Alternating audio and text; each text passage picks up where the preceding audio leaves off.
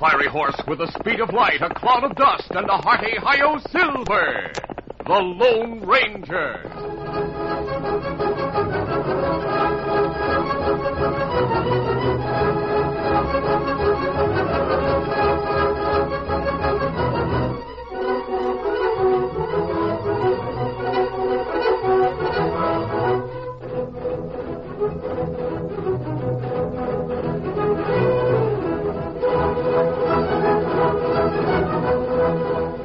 With his faithful Indian companion Tonto, the daring and resourceful masked rider of the plains led the fight for law and order in the early western United States. Nowhere in the pages of history can one find a greater champion of justice. Return with us now to those thrilling days of yesteryear. From out of the past come the thundering hoofbeats of the great horse Silver. The Lone Ranger rides again. Come on, Silver. Let's go, big fellow. Hi-yo, Silver! Away!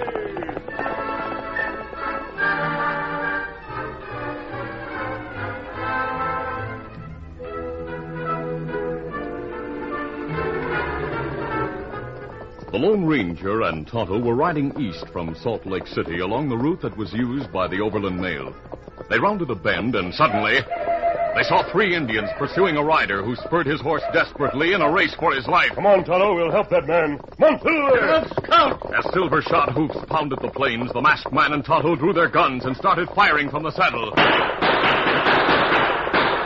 The surprised Indians turned as bullets streaked close to them, too close for comfort. They turned their ponies and headed for the hills. Their intended victim drew rein. Ho, ho! He turned to thank his rescuers. Oh, Silver. Oh, you just hit it, big fella. Thanks a lot, mister. They almost got... Oh, your mask. My mask needn't worry you. You've proved yourself a friend. Tonto and I are planning to camp in the hills not far from here. Will you accept our hospitality? I'll be glad to. Good, let's go. Come on, Silver. Come on up, come.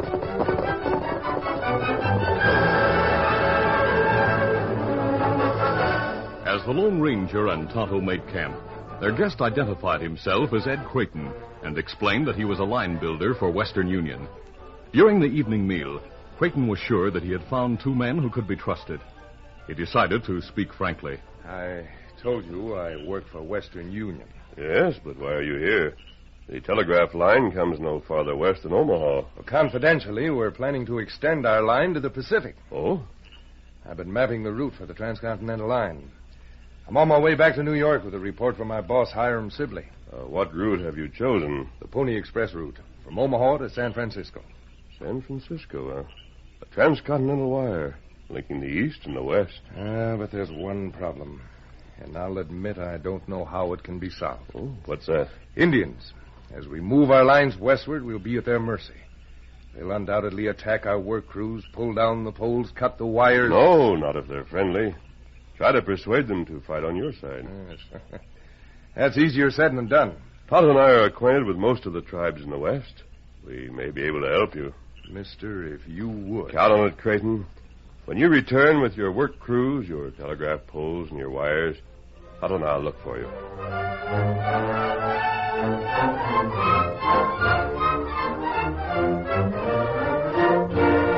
The next morning, Ed Creighton resumed his journey.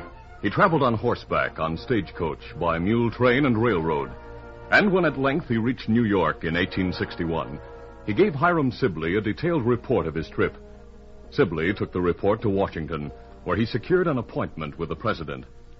When he was ushered into the chief executive's office, Hiram Sibley explained the plans of Western Union. Mr. Lincoln listened closely.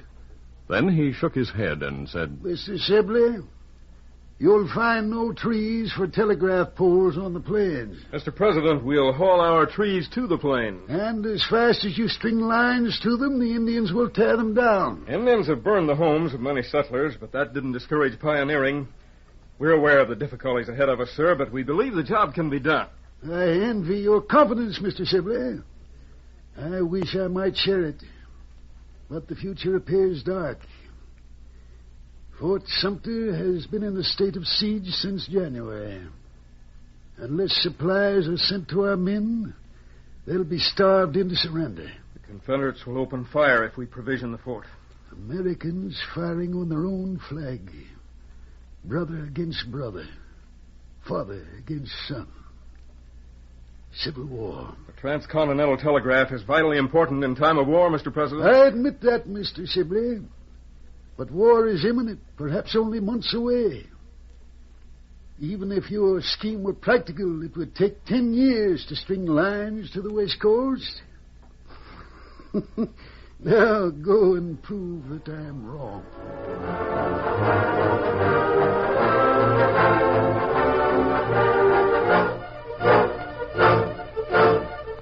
In that spring of 1861, the clouds of war were darker than most people reckoned. The rumble of catastrophe began in early April and increased in volume and intensity until the morning of the 13th day. It was 4:30 when artillery belched fire and smoke in shots at Fort Sumter. This was war.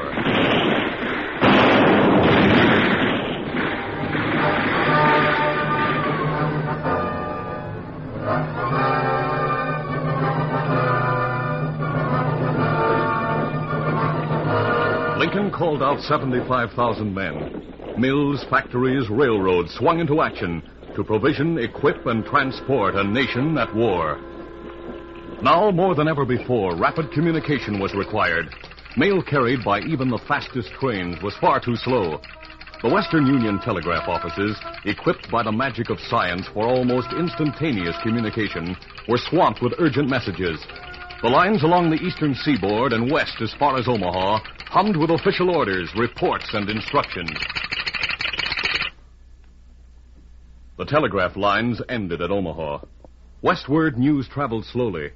It was months before Fort Kearny, Julesburg, Salt Lake City, and Sacramento learned that Fort Sumter had fallen, and the nation was marching to war.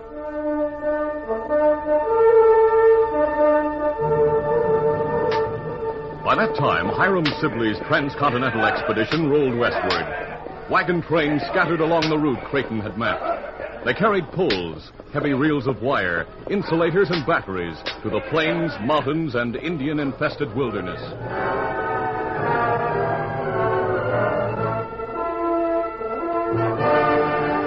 In Washington, President Lincoln frequently went in person to the telegraph office in the War Department. He often thought of Sibley and his hopes of spanning the nation with the magic wires as he watched the brass key and the words transcribed by the operators. Mr. President, Jeff Davis is to be president of the Confederacy. North Carolina has seceded, and Virginia. South Carolina's withdrawn from the Union. Georgia seceded. Florida. Alabama. Mississippi. Louisiana. Texas. Arkansas. Tennessee. Is the West with the Union? What of Missouri, Utah, California? Well, no one knows, Mr. President. We haven't heard from the West. The mails, even the fastest are slow. I would that Sibley might accomplish the impossible, but no. Even with God's help, there is a limit to what can be wrought by mortal man.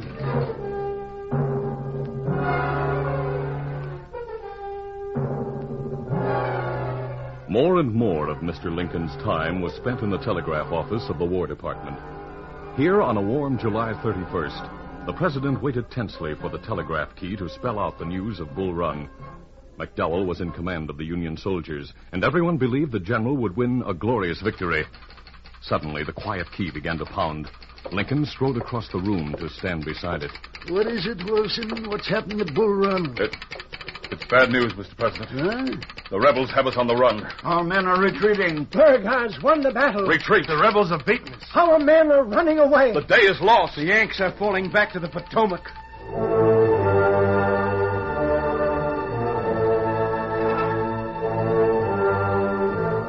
The soldiers came back to Washington, weary, heartsick, defeated. Cartridge powder streaked their faces, and their ears still rung with the sound of gunfire.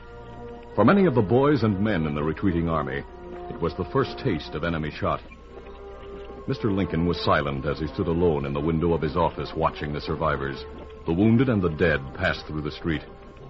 The mighty army of the Potomac was straggling back to the capital with defeat at its heels.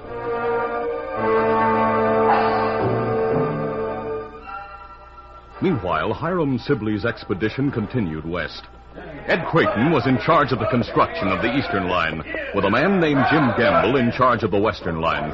Work crews dug post holes and placed telegraph poles along the route traveled by the Pony Riders.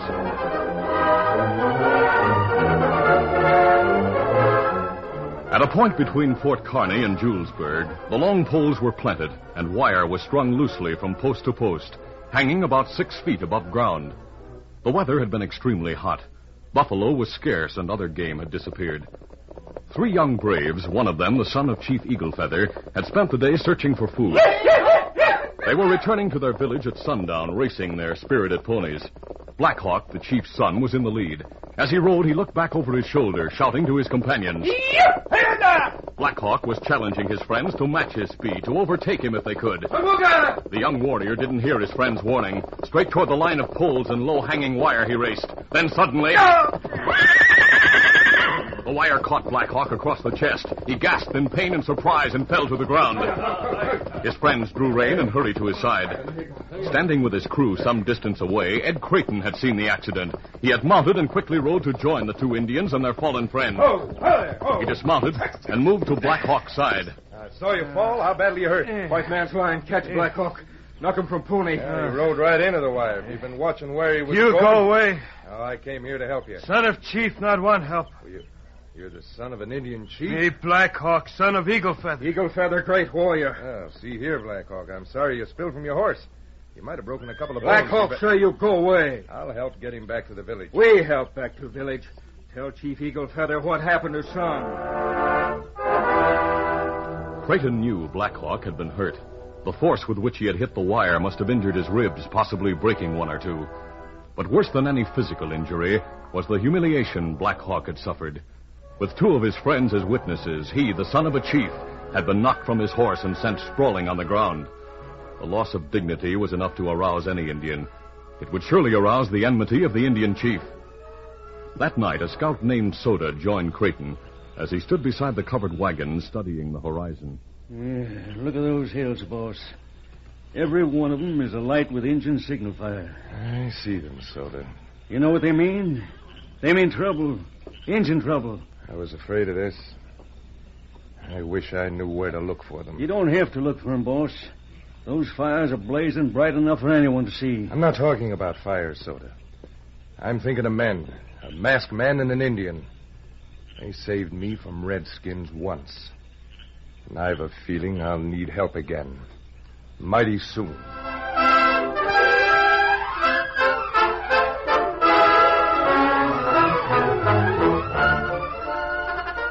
The curtain falls on the first act of our Lone Ranger adventure.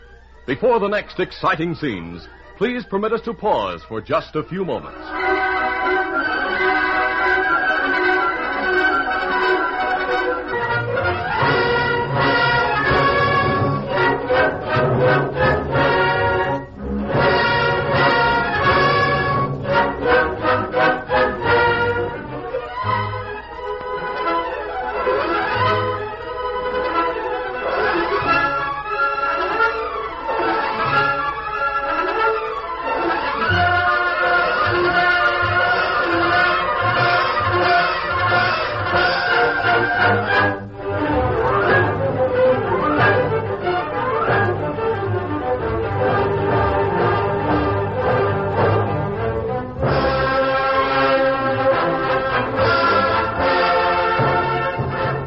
Now to continue. The Lone Ranger and Tonto had been near Carson City when they heard that Ed Creighton and his crew were in the west, stringing the wire along the route the line builder had chosen on an earlier trip to the west. The masked man and Tonto started east at once, planning to meet Creighton. Halfway between Julesburg and Fort Kearny, they sighted Indian signal fires.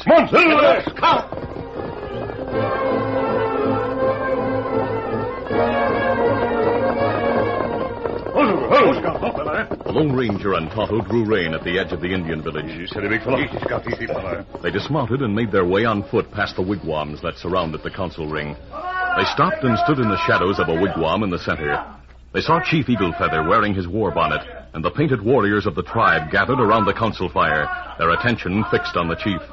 Eagle Feather was speaking. Oh, Eagle Feather heap plenty man. What's he saying, Feather? Indians go hunting, find no food. White man put trees without branches on plains. Drive away buffalo. All game. It has been a bad hunting season. and the crops have withered in the ground for want of rain. Eagle Feather blame white man for Indian trouble. Oh, him say, him kill white man. Tear down poles. Them gonna start war dance. Eagle Feather must not go on the warpath. We'll try to reason with the chief. He'll remember us as friends. Come on, Tonto. Let's hope he'll listen to us. In Washington, President Lincoln also faced a dilemma. Salmon P. Chase, the Secretary of the Treasury, was in Lincoln's study, and Mr. Chase was discussing money. Mr. President, uniforms, weapons, ammunition, food must be paid for. Our treasury is nearly empty. I've tried to bring the matter to the attention of Congress, but the senators do not realize the seriousness of the situation. We need gold and silver desperately, but speculation has driven it from circulation. Mr. Chase, I know of only one place to secure more gold and silver. Where, sir? Tell me where. The Western mines. I've thought of them, but we can't depend on the Western mines. Indeed, we're not sure that the West stands with us. If we could know that California and Nevada and the territories of Colorado, Montana, Washington, Utah will be behind our efforts with all their vast gold and silver resources. Mr. President, we must face reality. Without gold and silver, we'll have to issue paper money. There's nothing to back it up. That would destroy the value of our currency. Our money would become worthless paper. I see no alternative. As the president considered the problems of an empty treasury, Ed Creighton was confronted with disaster of a different sort. He and his crew of line builders were gathered around their supply wagons. Scouts had reported that Eagle Feather's braves were on the warpath. Fearing attack, Creighton spoke grimly to his men. All of you men stay close to the wagons. If you stray from camp, you're likely to meet a war party and lose your scalps. Hey, boss, are you giving up the job and turning back? Not on your life. We're going ahead.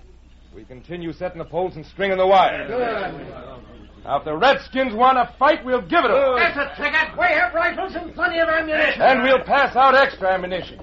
Hank, break open those cartridge boxes. Right, boss. That's Creighton. Hey, it's a mess, man. You're covered, mister. Get your hands up. Holster your guns. But, boss... You heard me. This man's a friend of mine. Thanks, Creighton. Easy, steady, big fella. Mister, I'm glad to see you. We're having Indian troubles. Yes, I know. Tonto and I were in Eagle Feather's village. Tonto's there now, taking care of Black Hawk. He persuaded them to wait for 2 days before attacking. Thank Tonto for me, mister. That'll give us time to send for reinforcements. We'll be able to get more men to help us fight. That isn't the reason Tonto asked for the delay. What do you mean? Creighton, is your line working from here to Fort Kearney? Yes, but Fort Kearney's 2 days' travel from here. The Indians are hungry. In order to stretch the food on hand, Eagle Feather's rationed his people. Each member of the tribe receives enough to sustain life. But even that will be cut off in 2 days when their supplies are exhausted. Well, I didn't know things were that bad in the village. We'll be glad to help. By helping them, you'll help yourselves. You mean that we'll be able to win their friendship? Yes, and you'll be able to prove that the telegraph is the most wonderful white man's magic they've ever seen. After a demonstration, they'll believe that it's a power for good. Just tell me what to do, mister. I'll bring Eagle Feather and a few of his men here. We When the Lone Ranger returned to the Western Union workmen at daybreak, he brought with him Chief Eagle Feather and 4 braves. The Indians wore war paint, and their eyes were flinty with suppressed anger as they looked at the men whom they blamed for their misfortunes. But they had promised the masked man to powwow in peace, and they intended to keep their word. They watched silently as Creighton connected a battery box and small brass instruments to the slender wire. What him do? You and your people use fire and smoke to send messages. That right. Well, my friend is about to send a message. His words will be carried many miles to a great city. The watching Indians tried hard to conceal their superstitious fear as Creighton began to send a message. Their fear was increased many-fold when a few moments later the shining instruments began to sound with no one standing near as the reply to Creighton's request came from Fort Kearney. What that? A reply to my friend's message. Me not see smoke or fire.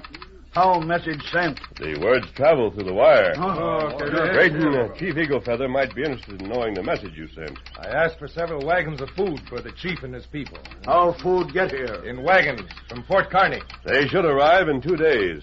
When it comes, you and your people will know that the white man's medicine is strong and good. If medicine good, why it throw Black Hawk from Pony? Now, this telegraph wire was hanging about 6 feet from the ground. Blackhawk didn't see it and ran right into it. We wait and see how medicine work. We wait 2 days. If food not come, Eagle Feather and Braves go on warpath. The powwow ended. Eagle Feather and his men returned to the hills where they watched the crew on the plains below. The first day passed and the sun rose on the second. From time to time, Ed Creighton sat down at the telegraph instrument and checked the progress of the wagon train with men who were stationed on the line between this point and Fort Kearny. Chief Eagle Feather watched the horizon, and with him the Lone Ranger.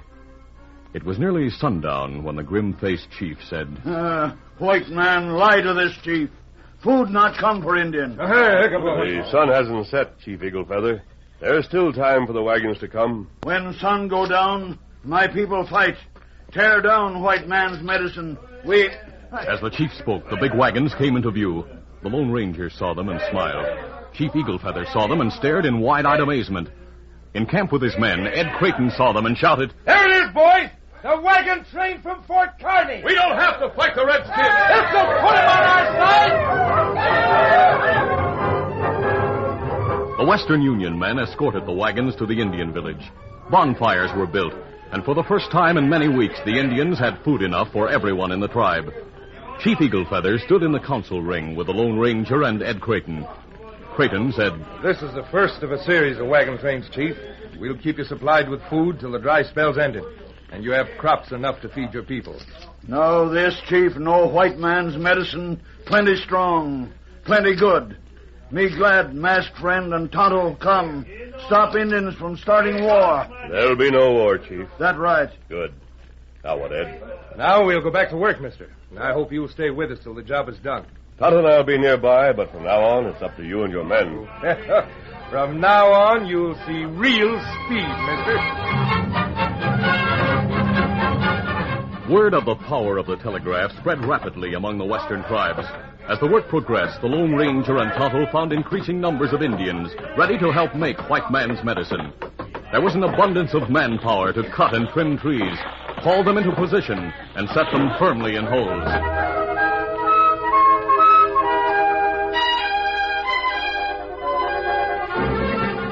August passed, and then September.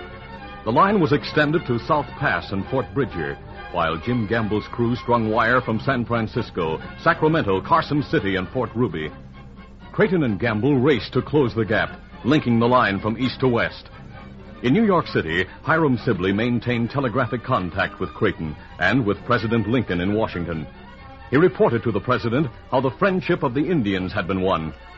And then one day in October, the president was in the War Department telegraph room with Salmon Chase, the Secretary of the Treasury. Both men were hollow-eyed from worry and lack of sleep. Mr. President, here is an intelligence report that is the realization of my worst fear. The rebels have sent agents abroad to enlist the aid of England and France. England and France are sympathetic to their cause. The Confederates are capitalizing on that sympathy. They're trying to borrow European gold. Mr. President. Yes, what is it, Wilson? Messages are coming from the west, sir. From Omaha? No, sir, from far beyond Omaha. Here, sir. This is from Utah. Utah, let me have it. There are other messages coming through. Lincoln took the message, and as he read it, Secretary Chase saw the rugged face relax. The president looked up, and there was new hope in the eyes that had known anxiety and troubled grief. Mr. Chase, you were worried about the Confederates financing their war effort with foreign gold.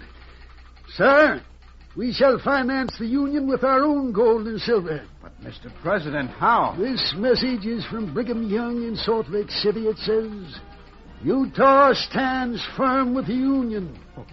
Gold and silver from loyal Utah. Here are other messages, Mr. President. Yes. Mr. President, with Utah, we are assured of the support of that territory west of Omaha as far as California. Yes, Mr. Chase. If only the telegraph were finished all the way. It is. Our nation is connected from the Atlantic to the Pacific. But California, sir. How? Where? This message is from Chief Justice Stephen Field in California.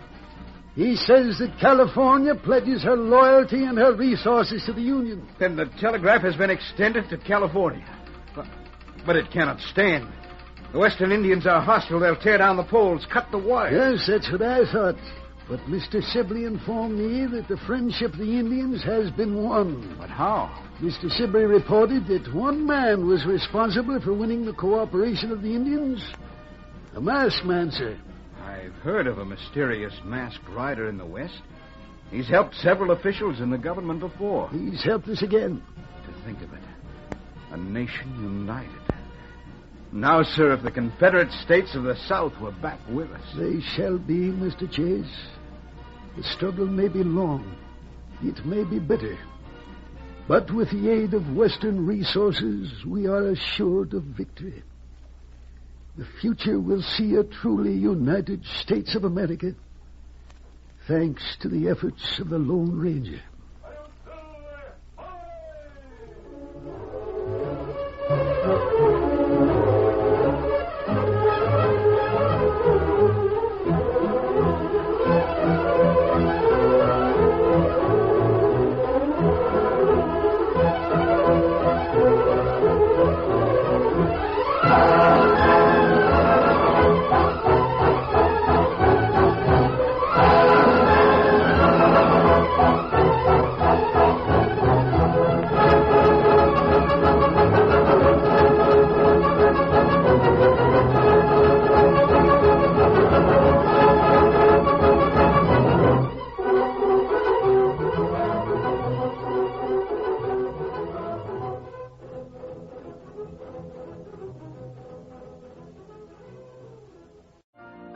You've been listening to the OTR Gold Network. Find more classic radio at otrgold.com.